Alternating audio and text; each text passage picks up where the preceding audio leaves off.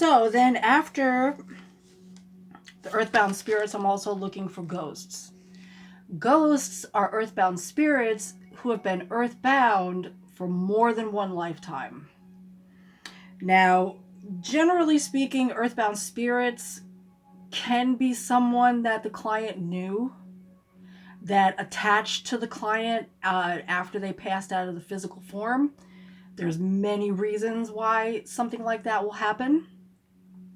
And again, it all depends on the individual. I have to say, in 10 years of doing this work, I have never met two souls who are exactly the same. Not any two souls that I have ever worked with over the course of 10 years. Even if a soul from 9 years ago and somebody today may have similar characteristics, never the same. It's just like fingerprints. None of them are alike. There's no two sets of fingerprints that are alike with any being. Same with the soul record. So then I'm looking for ghosts. Ghosts have been earthbound for more than one lifetime. They are really lost at this point. Ghost attachment can be affected through many different reasons. I have found in this past decade that one of the reasons that a ghost will attach to an incarnated soul is because that incarnated soul is emanating very similar qualities of energy, either emotionally or mentally, that is very similar to the energies that the ghost felt or thought when they passed out of physical form. So again, like attracting like, a ghost will get, like if a ghost, as a human, say a ghost was a human female and they were very despondent and felt forlorn. And they died because, nothing ever dies. Science has proven that nothing ever dissipates.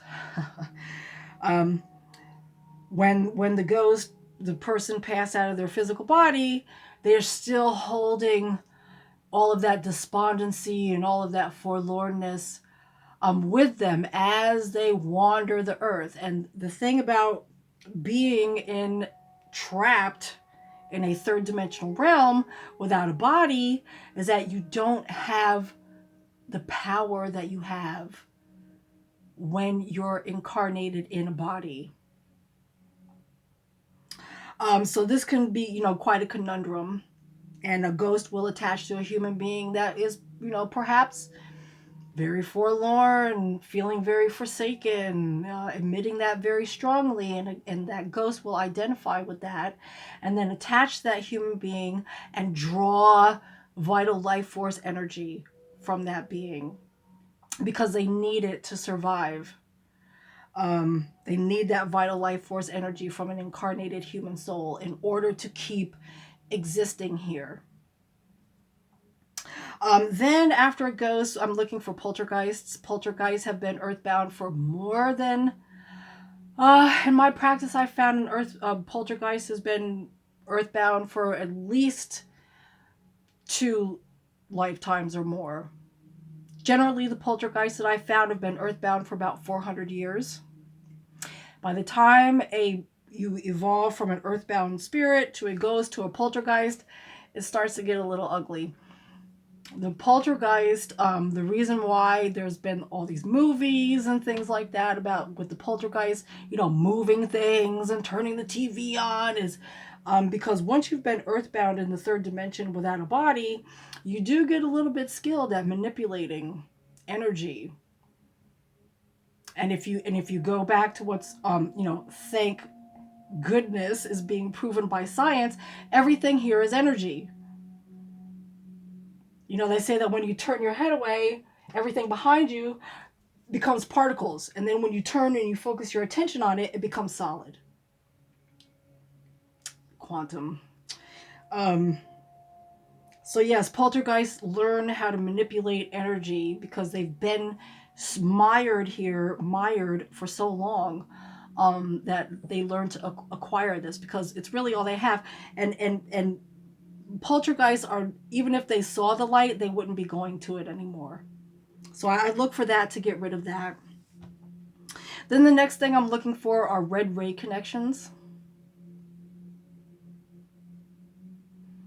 A red ray connection is the highest form of psychic attack. This psychic attack comes from the negative astrals. Now, as beings here incarnated in this dimension, we have access, free access, to 7 positive astrals and 7 negative astrals. Now, one of the things that I would talk about a little later in this introduction is negative astral travel. So I'm going to talk about that right now. Negative astral travel is when a soul, and this can be done consciously or unconsciously. When it's done unconsciously, it's done during sleep. And the unskilled at astral travel, people who are experimenting, may find themselves winding up in a negative astral. Negative astral travel can also be affected by the use of hallucinogenic drugs. Not just drugs, but hallucinogenic plants. And if the person is already has negative entity attachments, they have negative guides, they have those other kinds of influences, the unskilled could find themselves in a negative astral. Now, sometimes, and it does often happen, that a being will become trapped in the negative astrals. Now, just to like pedal back a little bit, children, when you see children having night terrors and their eyes are open and they're like, ah, you know, and you swear that they're awake, but you know that they're asleep, but their eyes are open and they look like they're going through a nightmare. This is often the manifestation of negative astral travel in children. So often when a being, you know, somehow inadvertently, and like I say all the time, it's different with everyone, how someone could wind up in a negative astral when it's done unconsciously during sleep and the person becomes trapped, the soul becomes trapped in negative astrals. They are trapped. And the soul has to make a bargain with one of the negative entities in the negative astral to get out of there. Now, that is also one of the ways that a person will wind up with a negative entity or a negative guide, because we're hiring our guide team generally up until the age of 21. So the being will strike a bargain with that negative entity in the negative astral to get the hell out of there, to get out of hell, which is basically what the negative astrals are. It's hell. That's the actual definition of what hell is the negative astrals. So also when there's a lot of travel to the negative astrals during sleep, unconsciously, a soul, a being, gets on the radar. When you're traveling in the negative astrals, they see you. They know who you are. And depending on what your blocks or restrictions are going on in your soul record, you know, that person may be a perfect candidate for a negative entity to come. When they come to that person, we call them a talker stalker. Now, a talker stalker will come to this human and whisper in their ear to get them to lower their spiritual defenses. And if the spiritual defenses are already lowered to such a point, that person is vulnerable enough for these beings, or this being who's a representative of the negative astrals, to attach what is called a red ray connection. A red ray connection, if you could see it, it looks like a red laser beam. And a red ray connection attaches at the 7th chakra. So that's your connection to source, not like your cord here, not like your God spark, but this is another kind of psychic connection to source, receiving the light from source, receiving all of that energy. The red ray connection will attach here at the 7th chakra.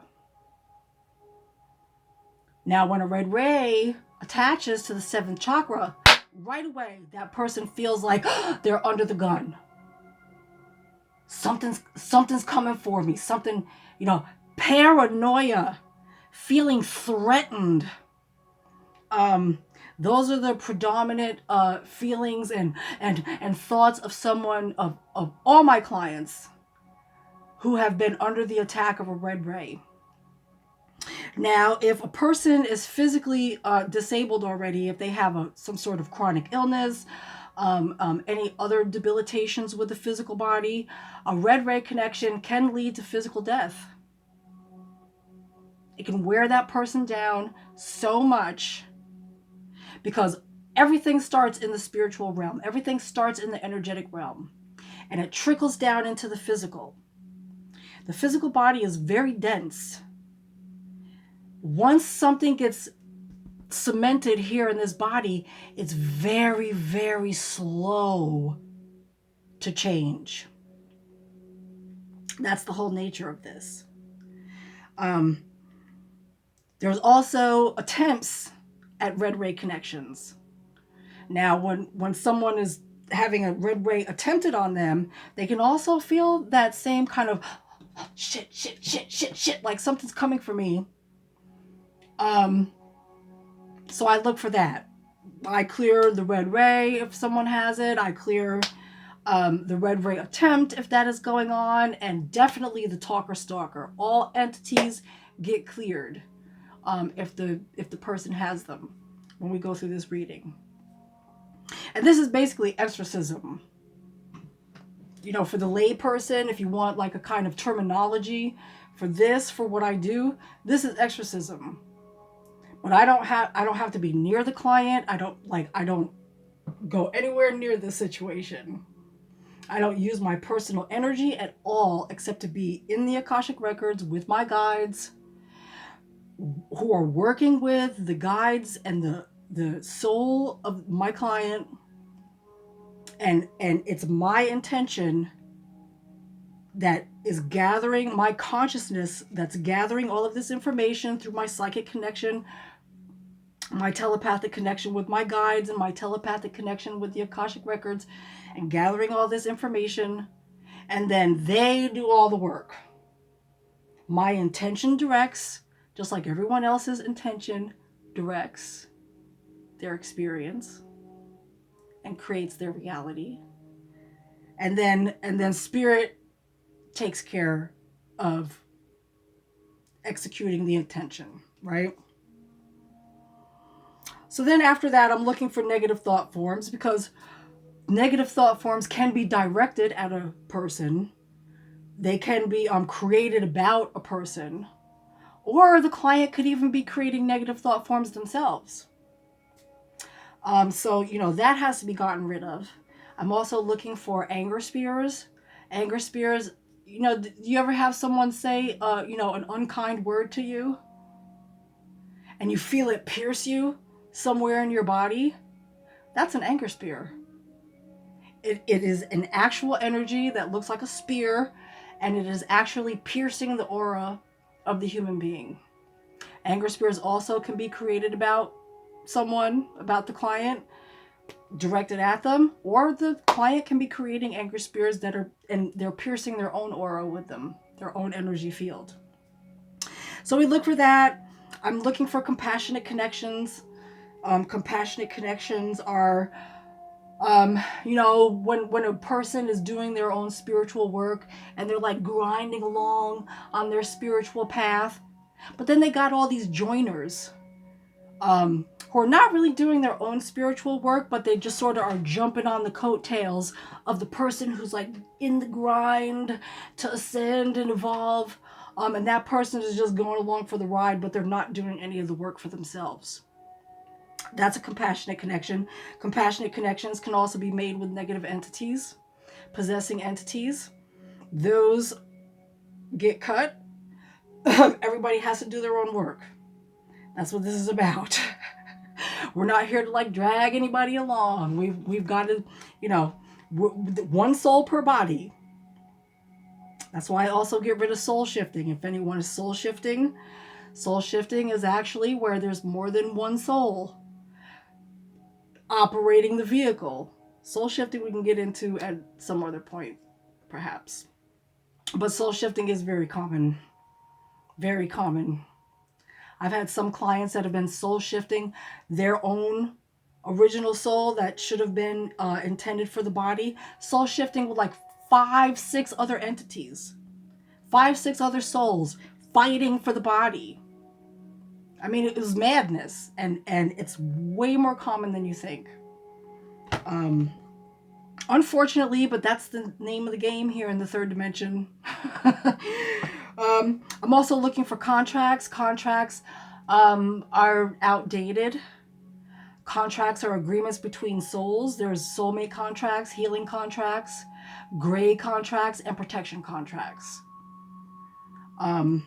If you have, you know, with the reading with me, whatever contracts you have, they'll be explained at that time.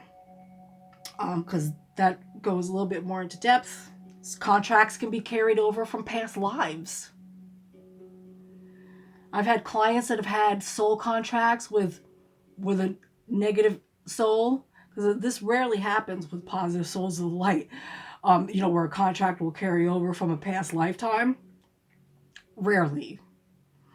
But I've had clients that have had contracts with beings who were negative souls in a past life, and some of them were like 2, 3, 4 lifetimes ago. And because of this contract, a contract is exactly what it says. It's a binding agreement. So when you make a contract with another soul, especially if they're a negative soul, the next time you go through your incarnational cycle and you incarnate, that soul can use that contract. If they choose not to reincarnate, because this also happens, they can attach to you as an entity attachment. Or they can attach to you and become a guide on your guide team. I've seen that too. Or you can be, I've had one client who had a contract in a marriage from a previous lifetime, and the husband, who was draconian, in, you know, forever draconian, from that one lifetime ago, found her again in this lifetime, and she was pretty much enforced into marrying him. Like, completely did not know, because they had a contract in their past lifetime, and I found that in the Akashic record.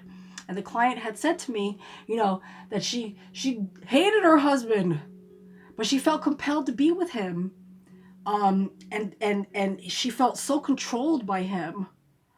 And that was all after, you know, all the reading was done and everything. And I was like, oh, well, you know, well, that all explains it, because you had this contract from one lifetime ago and you couldn't get out of it. So that also happens. I'm also looking for perception of unjustified karma. Now, there's karma, which is the law of cause and effect, and there's unjustified karma. Unjustified karma is where a soul has created this idea that they didn't actually learn the lesson. So say, like, you know, you've gone through your whole high school career from, you know, first grade in grammar school, and you've gone all the way up to 12th grade. And you got A's, you got A++s in all your classes, you graduated everything, you know, summa cum laude or magna cum laude, you know, like you were like the highest top of your class.